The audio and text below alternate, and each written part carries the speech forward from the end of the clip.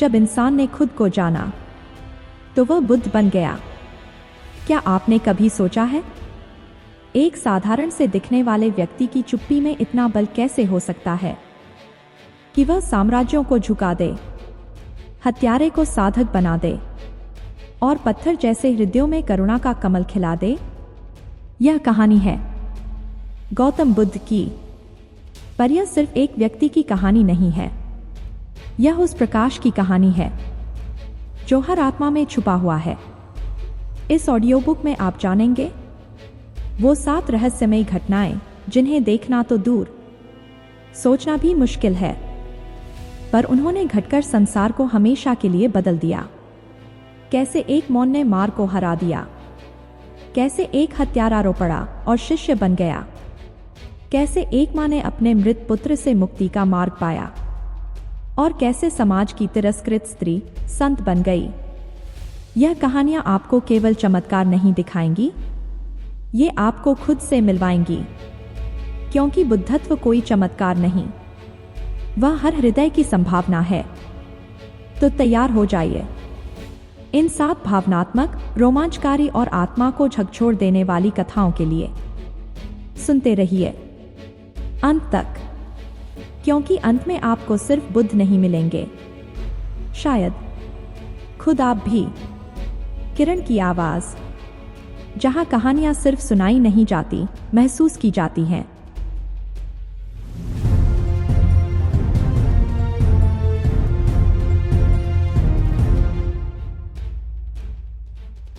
भाग 1, बोधि वृक्ष के नीचे जन्मा प्रकाश। क्या आपने कभी सोचा है कि एक मनुष्य की साधना, उसका मौन, उसकी करुणा कैसे पूरे ब्रह्मांड को झकझोर सकती है? यह कहानी है उस दिव्य क्षण की जब सिद्धार्थ ने आंखें मूंदी थी लेकिन सृष्टि देख रही थी, जब चारों ओर अंधकार था लेकिन भीतर जाग रहा था एक सूर्य, और धरती मौन होकर उस प्रकाश की साक्षी बनी। बोध गया, पीपल का पेड़ और सिद्धार्थ गौतम। कई वर्षों की कठिन तपस्या, भोग और व्रत दोनों को छोड़कर उन्होंने चुना था मध्यम मार्ग। उन्होंने प्रण लिया, जब तक सत्य का साक्षात्कार नहीं होता वह इस आसन को नहीं छोड़ेंगे।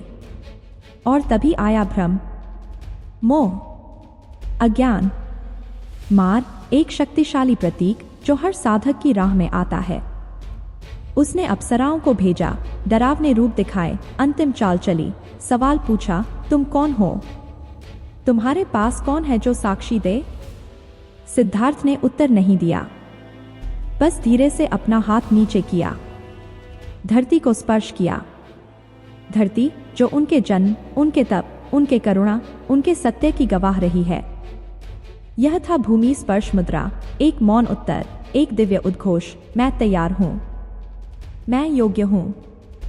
और इस धरती की साक्षी से बढ़कर और क्या चाहिए? यह वह क्षण था जब साधक बोधिसत्व बन गया। और बोधिसत्व बुद्ध, यह केवल एक कहानी नहीं है, यह एक याद है उस पल की जब इंसान ने खुद को जानकर ईश्वर को पाया। अगर इस कहानी ने आपके हृदय को छुआ है तो कृपया इस वीडियो को लाइक करें, शेयर करें और किरण की आवाज चैनल को सब्सक्राइब करना न भूलें। आपका एक छोटा सा समर्थन इस प्रकाश को और आत्माओं तक पहुंचा सकता है। भाग 2, हत्यारे का हृदय और बुद्ध की करुणा। कभी कभी अंधकार इतना गहरा होता है कि लगता है अब कोई प्रकाश उसे छू नहीं सकता, पर फिर कहीं दूर से आती है एक किरण जो न केवल अंधकार को मिटाती है बल्कि उसे नया अर्थ दे जाती है। यह कहानी है अंगुलीमाल की। कहा जाता है उसका असली नाम अहिंसक था, एक ब्राह्मण परिवार का होनहार बालक, बुद्धिमत्ता में श्रेष्ठ, विद्या में निपुण। लेकिन एक गलतफहमी, एक षड्यंत्र और फिर एक गुरु का भयावह आदेश, 1000 लोगों की उंगलियां लाओ। अहिंसक अब अंगुलीमाल बन चुका था, उंगलियों की माला पहनने वाला, वह जिसे लोग सुनते ही कांपने लगते। पूरा क्षेत्र थर्रा उठता था जब वह आता था, किसी को नहीं बख्शता था। उसका नाम अब मृत्यु का पर्याय बन चुका था।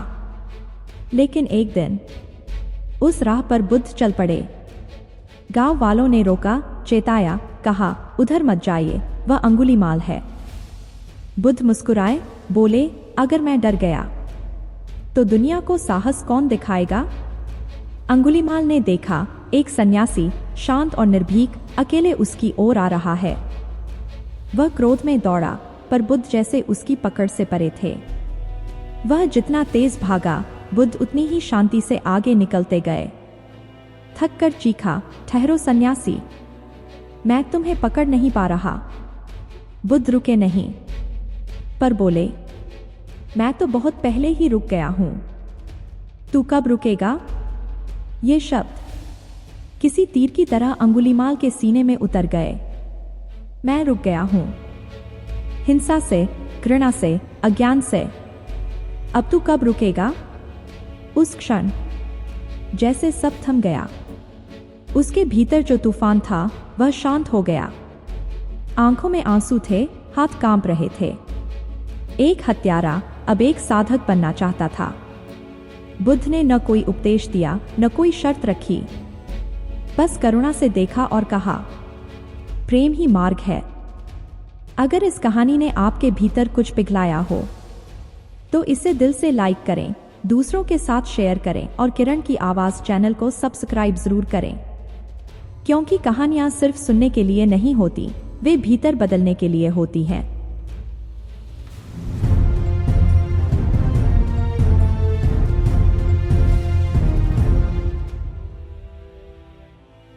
भाग 3, हिम की चुप्पी में खिला कमल। ऊंचाई पर पहुंचना आसान होता है, लेकिन वहां भी विनम्र बने रहना बहुत कठिन। हिमालय की ऊंचाई पर एक तपस्वी वर्षों से ध्यानस्थ था। ठंडी हवाएं, बर्फ की चादर और शरीर पर पड़े घाव। वह सोचता था, मैं सबसे बड़ा तपस्वी हूं, मैंने कठोरतम साधना की है। उसका तन स्थिर था, पर मन में एक ज्वाला थी, अहंकार की ज्वाला।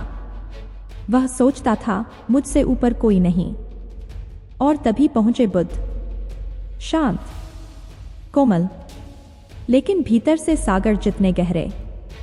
उन्होंने देखा उस तपस्वी को जिसकी आंखों में कठोरता थी, जिसकी भाषा में तीखा गर्व था। बुद्ध मुस्कुराए, पास जाकर बोले, तुमने बर्फ में शरीर को कठोर किया है, लेकिन क्या हृदय को भी थोड़ा कोमल बना लिया है? तपस्वी ने उत्तर दिया, मैंने वर्षों से बर्फ में तप किया है, क्या यह पर्याप्त नहीं?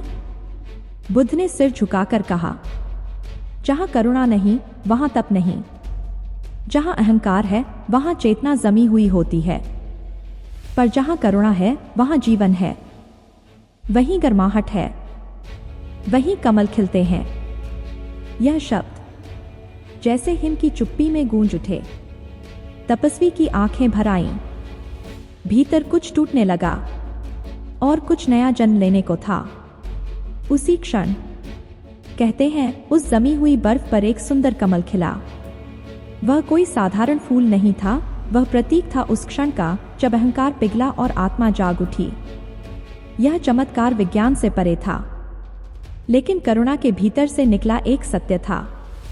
अगर इस कहानी ने आपके भीतर कुछ हिला दिया हो तो इसे लाइक करें, शेयर करें और किरण की आवाज चैनल को सब्सक्राइब करें, क्योंकि जब कहानियां भीतर उतरती हैं तब बदलाव शुरू होता है।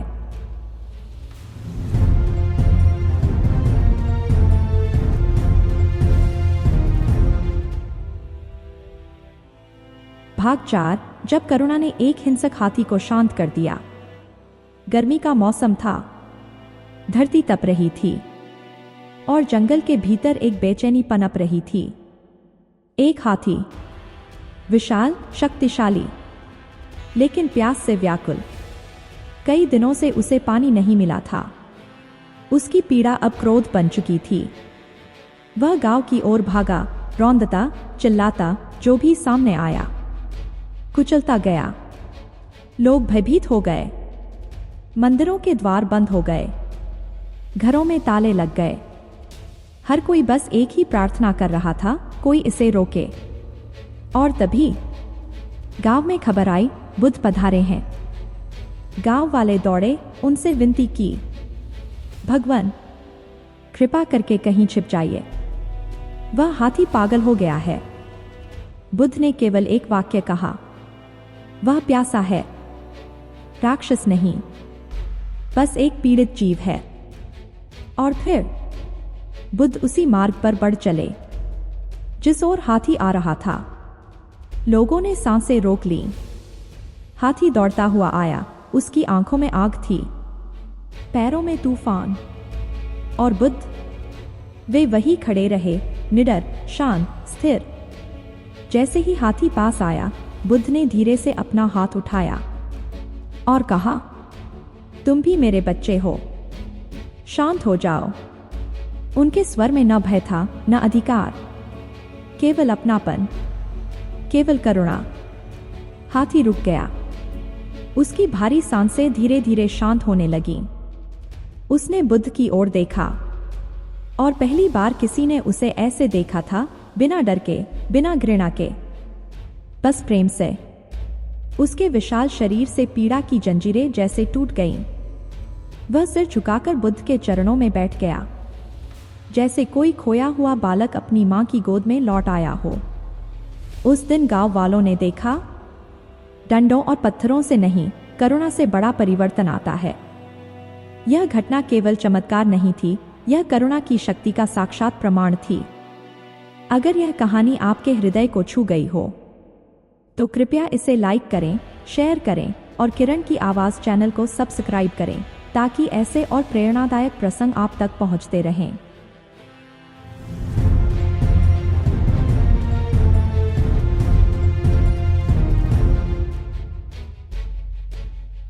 भाग 5। जब बुद्ध का शरीर प्रकाश बन गया। कुशीनगर, शांत वातावरण और हजारों शिष्य। हर आंख नमी से भरी थी, हर हृदय कांप रहा था, क्योंकि यह वह क्षण था जब बुद्ध अपने अंतिम उपदेश देने जा रहे थे। चारों ओर सन्नाटा था, पर भीतर सभी के मन में एक ही प्रश्न था, क्या आज हमारे गुरु हमें छोड़ देंगे? बुद्ध शांत भाव से बोले, सभी संगठनशील वस्तुएं नाशवान हैं, अपनी मुक्ति के लिए स्वयं प्रयास करो। और तभी कुछ असामान्य घटने लगा। बुद्ध का शरीर धीरे धीरे प्रकाशमान होने लगा। उनका चेहरा दमकने लगा, मानो भीतर कोई सूर्य जाग उठा हो। उनकी आंखों से करुणा की किरणें निकल रही थीं। चारों ओर स्वर्णिम आभा फैल गई। शिष्य मंत्रमुग्ध हो गए। राजा, रानी, ब्राह्मण, आमजन, सभी स्तब्ध थे। देवता नतमस्तक हो गए। स्वर्ग से फूलों की वर्षा होने लगी। पक्षी शांत हो गए। वृक्षों की पत्तियां थिरकने लगीं। वायु, जो अब तक व्याकुल थी, मधुर हो गई। प्रकृति जैसे स्वयं प्रणाम कर रही थी उस आत्मा को जिसने जीवन को प्रेम, करुणा और बोध में बदल दिया। लोगों ने कहा, यह कोई साधारण मनुष्य नहीं, यह स्वयं ईश्वर है, जिन्होंने मानव रूप में जन्म लिया ताकि हमें राह दिखा सकें। और फिर जब बुद्ध ने अपने अंतिम शब्द कहे, उनका शरीर धीरे धीरे प्रकाश में विलीन होने लगा। पर वह प्रकाश केवल बाहर नहीं था, वह भीतर भी जाग गया, हर उस व्यक्ति में जिसने उनके वचनों को समझा। बुद्ध चले गए, पर उनका प्रकाश, उनकी दृष्टि, उनकी करुणा अमर हो गई। अगर इस कथा ने आपकी आत्मा को छुआ है तो कृपया इस वीडियो को लाइक करें, शेयर करें और किरण की आवाज़ चैनल को सब्सक्राइब करें, क्योंकि कुछ कहानियां रोशनी नहीं देती, वे खुद रोशनी बन जाती हैं।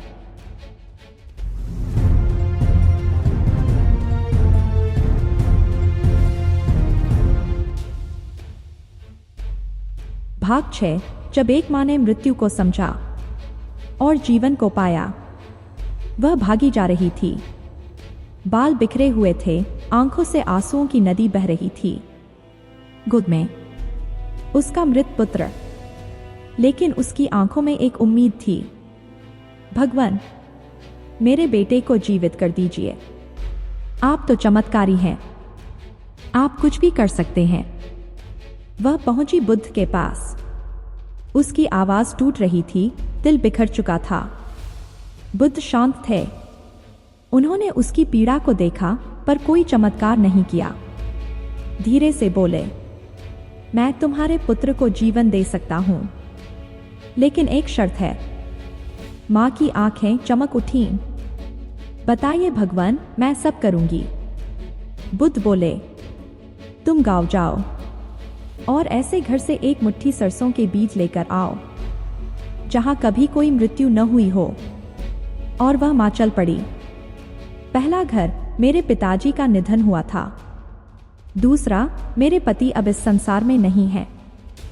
तीसरा, चौथा, पांचवा, हर घर में कोई ना कोई शोक की कथा थी। वह सुबह से शाम तक भटकती रही, पर ऐसा कोई घर नहीं मिला जहां मृत्यु ने दस्तक न दी हो। शाम ढल चुकी थी। थकी हारी वह मां बुद्ध के पास लौटी। इस बार उसकी आंखों में आंसू तो थे, लेकिन दर्द की जगह स्वीकार था। उसने बुद्ध से कुछ नहीं मांगा, बस चुपचाप बैठ गई और बोली, भगवान, अब मैं समझ गई हूं, मृत्यु सबका सत्य है। बुद्ध मुस्कुराए, धीरे से बोले, मृत्यु से कोई नहीं बचा है, लेकिन जो पीड़ा को समझता है वही आत्मा मुक्ति की ओर बढ़ती है। उस दिन वह मां सिर्फ एक पुत्र नहीं खोई थी, वह अज्ञान, मोह और पीड़ा के भ्रम से मुक्त हुई थी।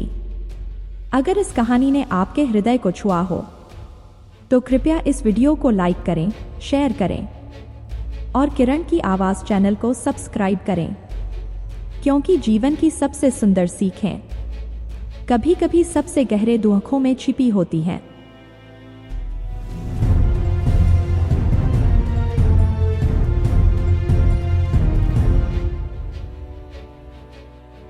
भाग 7, जब छुआछूत की दीवारें करुणा में ढह गईं। वह स्त्री समाज की नजरों में अपवित्र थी। एक समय की सबसे सुंदर, सबसे आकर्षक, लेकिन सबसे ज्यादा तिरस्कृत स्त्री।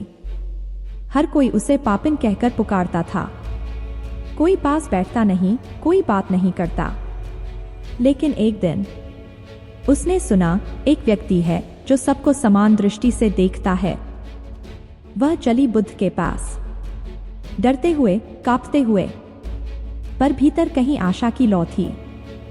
जैसे ही वह बुद्ध के पास पहुंची, कुछ भिक्षु चौंक गए। कुछ ने गुस्से में कहा, तू यहां क्यों आई है? तू इस पवित्र स्थान को कैसे छू सकती है? लेकिन बुद्ध ने सबको रोका। शांत स्वर में बोले, एक आत्मा की पवित्रता उसके अतीत से नहीं, उसके वर्तमान संकल्प और भविष्य की दिशा से तय होती है। यह शब्द जैसे हवा की तरह उस स्त्री की आत्मा को छू गए। वह रो पड़ी, नहीं क्योंकि उसे तिरस्कार मिला था, बल्कि इसलिए कि पहली बार किसी ने उसे बिना घृणा, बिना भय और बिना वासना के देखा था। बुद्ध ने उसकी ओर देखा और कहा, तुम्हारे भीतर वही प्रकाश है जो मेरे भीतर है। अगर तुम चाहो तो तुम भी उसी दिशा में चल सकती हो। उस स्त्री ने उसी क्षण जीवन बदलने का निर्णय लिया। संघ में दीक्षित हुई, ध्यान और सेवा के मार्ग पर चली। और वर्षों बाद वही स्त्री जो कभी समाज की दृष्टि में पतिता थी, अब एक संत के रूप में पूजी जाने लगी। उसकी वाणी में प्रेम था, उसकी आंखों में करुणा। वह जीती जागती मिसाल बन गई कि परिवर्तन हमेशा संभव है और बुद्धत्व किसी जाति, लिंग या वर्ग का अधिकार नहीं, वह हर आत्मा की संभाव्यता है। बुद्ध ने कहा था, जो समाज त्याग देता है उसे करुणा अपनाती है, और वही सबसे बड़ा चमत्कार है। अगर यह कहानी आपको भीतर से छू गई हो तो इसे लाइक करें, शेयर करें और किरण की आवाज चैनल को सब्सक्राइब करें, क्योंकि जब आप करुणा की कहानियों को आगे बढ़ाते हैं तो आप स्वयं भी प्रकाश का एक माध्यम बन जाते हैं। बुद्धं शरणं गच्छामि। अगर आप इन 7 चमत्कारों में से किसी एक से सबसे अधिक प्रभावित हुए हैं तो नीचे कमेंट करें, और तब तक सुनते रहिए किरण की आवाज, जहां कहानियां सिर्फ सुनाई नहीं जाती, महसूस की जाती हैं।